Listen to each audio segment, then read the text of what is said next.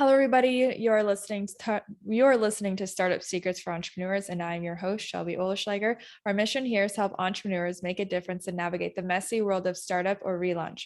Join me today where we dig deep with our guests to give you the best concepts and strategies to fast track your business. Today, our special guest is Adib Ahnaf. I hope that is right. Thank you so much for joining us today, Adib. And just to get started, tell us a little bit about who you are and what you do. So hello everyone, I'm Adib Ahnaf. I'm a Bangladeshi high school student or someone who recently graduated high school. Currently working in the artificial intelligence domain. So as for what I do is concerned, so I'm a co-founder and also the CEO of Socian Ltd. So basically what we do is work on natural language processing, which deals with the way we speak and leveraging it to create solutions that can reduce time and other resources required for working.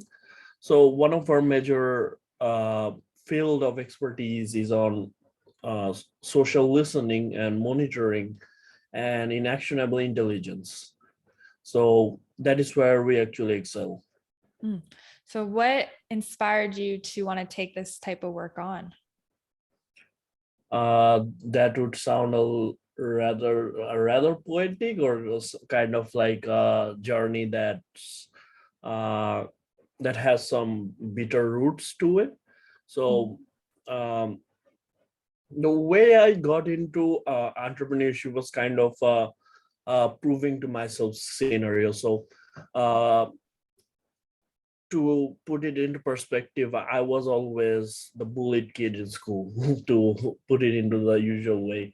So like every time in school, I would suffer from a lot of bullying, and like even at times get into a lot of sadness and depression and this and that. So what would really prompt me to go beyond academics and try other things and challenge my limits is kind of, I would say, insecurity, but is also a lot of confidence that is mixed with it. So yeah, like I always knew that I could do better in many fields, and I always wanted to prove myself.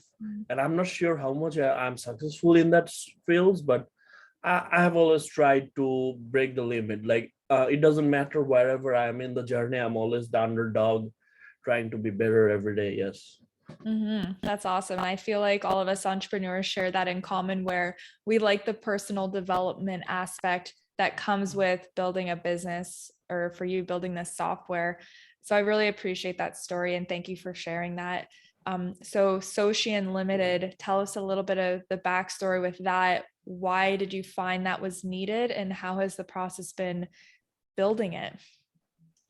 So like one of the things I have learned lately is like not to roll too much, like actually stick to what you are planning and actually having a plan. But initially I used to be like the opposite of that. Like I used to be totally curious. So I didn't start with Social Limited. The first thing I started doing is like I started drop shipping drones, which was a very usual thing, a normal thing. And even before that, I used to drop ship services, which is like something different. Like I would just connect people that have the talent with people that have um, the need for those talents. And like uh, unlike all the and unlike my usual nature, because I'm personally an introvert, and doing that was like actually hard, but at the same time challenging for me. So like I said before, it was worth it. And then I went into drones. I also started building customized drones, and but it was very expensive. It had a lot of like it didn't fit the market that I was in. So later I started developing a huge interest in AI. I started building softwares and like doing research on it.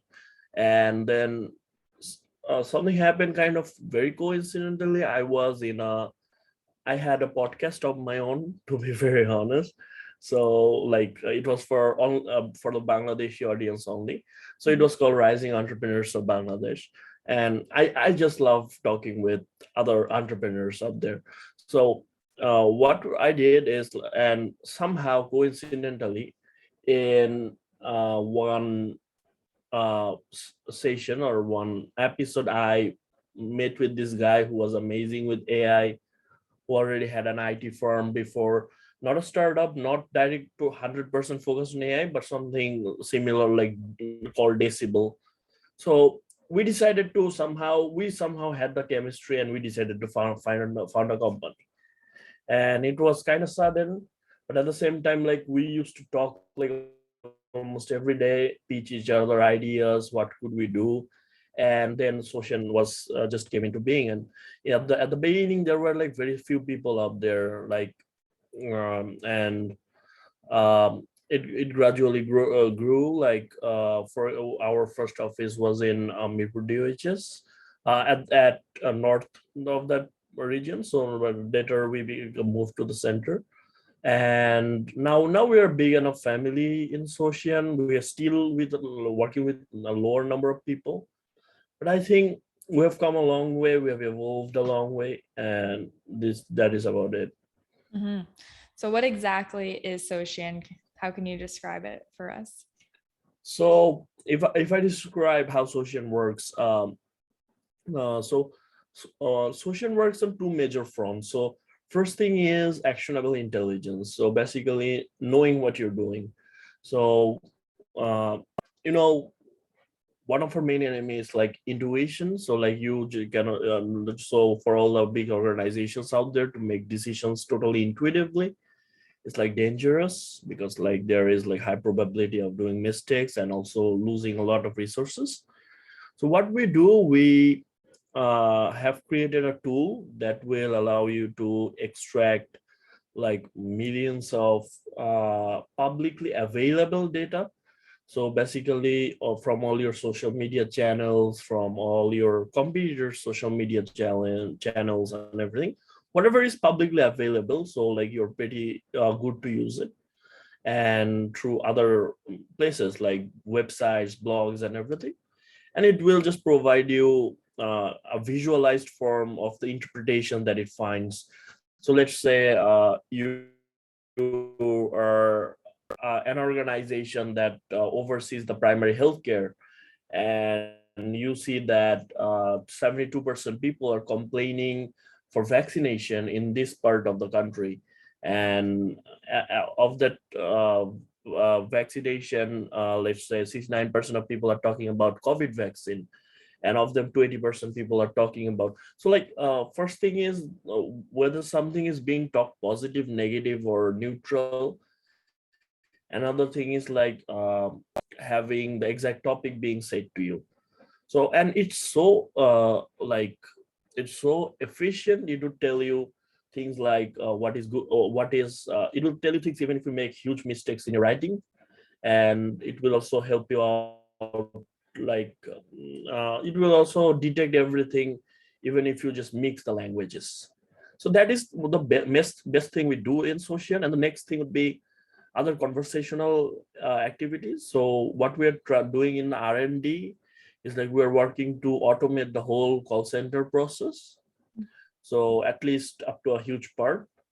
So that is something we are working on, because like we always need to look into the future, and instead of always sticking to, okay, we are good at it, let's stick to it forever. No, we actually ultimately want to merge these two. So there will be more intelligence, and based on the intelligence, there will be more automations. Yes. Hmm, very interesting. So what kind of clients do you want to get with this? Obviously, it's not just individual people, it doesn't sound like. Are you working with more bigger organizations with this service? Yeah, so like our client segment would include a larger B2C corporations. So it means like at least it should be a medium or a large enterprise working in the business to consumer segment, and then it's good to go.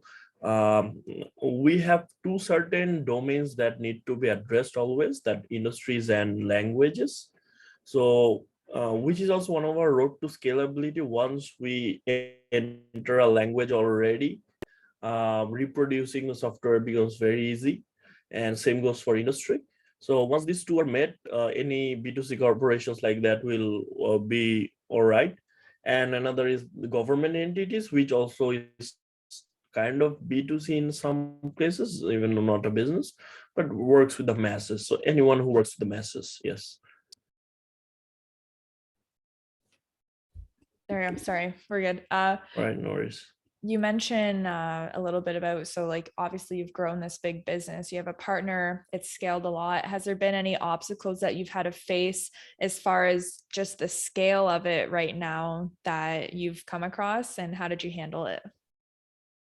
So, like there have been a lot of obstacles, but to specify one particular, which is by itself a strategy, I think, is the time, this tool, the tool that I talked about lately, just right now. So, not lately, I'm sorry, just right now. So what it does is basically social monitoring and everything, which I also told. So when I first pitched the tool, it wasn't the best. It wasn't received in the best way. So we had all those conversational pieces of technology. So like we had like this technology that could turn speech to text. We got the technology that could tell what sentiment you're talking with or what emotion. We got technology that will say the topic of whatever you're talking with. So we got all of these piece by pieces, but I wanted to like just build stack him and like build something that was actually usable as a whole package. So when I pitched consumer buzz, or at that time that which was called the listener, so when I actually pitched about that, the company actually, like, everybody was actually against it, because like, one, we were already getting not bad revenues, like good revenues from whatever we have produced, and two, this will mean that our revenue may temporarily reduce, because like our talents will be involved in these things. So yeah, I was almost vetoed to do that, but then I had to come up with a strategy to get over these obstacles, and that is like, firstly, I divided everything that we need to actually build the tech into like smaller pieces. So let's say we need this kind of ASR, we need this kind of sentiment analysis, we need this kind of things, and this kind of web crawler, like all the terms, all the text jargons here and there. So in small pieces, and then look for contracts or provide services on those smaller pieces. So basically what happens is like two-way stuff. So on one hand, we are continuously serving the clients. On the other hand, the technology is being developed. So like, let's say you're an organization who comes to me and ask for sentiment analysis or this and that. So I build it for you, and at the same time, the algorithm is already being built. So what it does is, firstly, the client gets satisfied, our revenue keeps on increasing, but at the same time, we are actually developing something that is core to our growth. So like that is for I think that is a very sound strategy, because like it ultimately delivered always. So yeah, gradually we had almost all the resources to craft consumer buzz, and we did just that. Every time. I that's very cool. And you mentioned just about, building a team, having to change maybe some of the psychology and inspiring happiness and work, and having a big team that's all on the same mission. Can you talk a little bit about that, and how were you able to actually start inspiring the happiness and work and creating people that were more willing to want to work within your business? All right, so I had kind of a different approach to it. So unlike people who would like always go to an HR expert maybe, maybe like we didn't have that much budget to have maybe the best HR on board at that time, or even now, like we had a decent HR, of course, but at the same time, what we actually needed, like, was some insights ourselves, that because initially we were seeing a lot of absenteeism, we are seeing people that are slacking off, to be very honest, slacking off during work. And there have been a lot of turnover as well. There have been people who are leaving the company. So like I was kind of always looking forward to newer innovations, inspired by a lot of people, like in these sectors, like like Zappos and their culture. So I decided to take it up to my psychologist, like not a corporate psychologist, but my personal psychologist, and we started discussing happiness in workplace. And then uh, I come with like we came up with some very simple tactics, and which were actually effective. So firstly, we started giving the employees and the colleagues st- like perks that they will not achieve in a larger corporations. So like some things like, and these are actually modified based on their wants and needs. So for some, freedom is like an absolute must. So we decided to tailor in a way that he gets to enjoy that freedom, while at the same time having them being in a certain discipline, but something that doesn't constrict his complete freedom. So like picking things up like that, smaller things that they will not get elsewhere. So for some it's freedom, for some it's the flexibility of time to actually appear to work, or flexibility of time to have a break, and this and that. So firstly those things, and secondly is like gentle acts. So gentle acts is something I think every startup should adopt. So every day we have a new champion, so in our startup. So basically whoever worked the greatest, whoever of the team worked the most. So like there are absolutely no metrics. uh like every day, like there is a box, and like every day people just come in and they vote for one. And like at the end of the day, we just at the end of the day, the HR just collects it. So then what happens is like, I'm sorry, I think I messed it up. So like at the end of the day, everybody just puts a vote, the HR collects it, and the next day when we just enter, that's when we have a stand-up meeting. So at the stand-up meeting, the whoever was the champion, so we just clap and we just say the words champion and just his name or her name. Now, this may sound childish at times, but this inspires a little bit of gentleness in the act. So another thing is like always going from desk to desk. So even in departments you're not connected with, so that is also like important. So these gentle acts of kindness can be very important to happiness. Also to get a little bit like, not get too much personalized, but to incline a little bit to the personalized side can help. So like if they're actually enjoying their job, if they are in need of anything. 'Cause I think it like there is like two certain things that I want to share that I have used.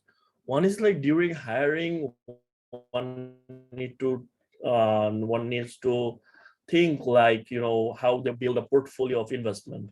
So basically investment is done with a lot of factors in mind. So for some, you need to look at the dividends that come with it. For some, you need to look at the uh, like the chances of the prices to go high. So it's kind of like that. You check you optimize some talents. You look at the potential for some. You look at the experience for some. Like you create a diverse and like a very so like in case of vision that everything should align, just like your portfolio goal and everything. So that is like a very good way to structure a team. And number two is like, uh, firstly, you got the portfolio. And number two is like, which is to make sure that you also get the best ROI. Now, I'm not gonna treat people like investments, but I'm gonna just say it like ROI, as in whatever your like you need to optimize the benefit. So what most people do wrong, I think, or many people do wrong, is like maximize their benefits. So they maximize their benefits, which actually works in the short term. So like, hiring at the lowest cost is like a win for the HR, but at the same time it actually means there will be, whenever he gets a better offer, he's going to leave. And usually, like, if you're hiring below the market, like, if you below the capstone salaries, you're actually going to lose the employee eventually. And also there is like a lack of motivation and a lot of things. So there is like a fine line where all of them kind of coincide. So like, when you are optimizing both your benefits and the benefits of your employees, I think that is the best place to like actually reside in. Mhm. Yeah, that makes a lot of sense. And I think it is definitely a balance. Um, if anyone's listening and they want to learn more about your product and your service, where can they find more information and where can they find you? All right, so firstly, one can directly head on to www.socian.ai. And even though like our website is being renovated further, like we're having a newer version, and since we are in the middle of like, as I said before, like, we are actually merging, bringing new product, like automating the whole customer service and everything, and also merging with past product. So soon you'll find that like a better version of everything coming in. But yeah, you can always visit our website. You can also mail me anytime at adib@socian.ai. So that's some place where like I'm always available. Yes. Okay, perfect. One final thing Or you could just, or you could just visit, or I'm really sorry for interrupting. Or you could just visit our office at Liberty HS. You're always welcome for a cup of coffee. Yes. Okay, I'll come. Come check it out. All right, sure. I always like to finish these interviews with one final last piece of advice, a thought, question that you'd like to leave our listeners. What would it be? Could you repeat that? Yeah, I always like to ask you if you have one final piece of advice or one final thought or question you want to leave our listeners, what would it be? So I think like it would be something I said at the very around the beginning of the interview, like when I said I'm an underdog. And I think that is something I would like advise everyone to be like, always be an underdog. And why it is very important is because I've seen that people have a drive when they're at their low. So like they have a drive, the hunger and everything. And as long as they gain some success, or at least a good amount of success, they start to become complacent. And this is actually, I think complacency has killed more potential than even than more than like failure. So like what I would suggest is always consider yourself the underdog, because like, between this despair and complacency, there is like this middle point where like growth is maximum. So, and as long as you're outgrowing everyone, you will be there like better than everyone one day, and you will be doing a lot more better for everyone one day. So yeah, like I'm not totally like at the position to actually, say that thing that it actually works always. Provided I have the maximum experience, I could say it's like 18 years, and like of them, a lot of the year is like already like a lot. I have been using it for the last 2 or 3 years maximum. So yeah, like it has been working well for me. But of course, do it at your own risk, but always be an underdog. That I have always benefited. Yes. Perfect. I love it. I just want to say thank you so much for joining us today. This is a great interview. I wish you all the best luck with your business, and it sounds incredible. So yeah, thank you so much for sharing with us today. All right, thank you. It's amazing to have appeared here. Like, I'm really grateful that you guys had me, and have an amazing day. Yeah, you too.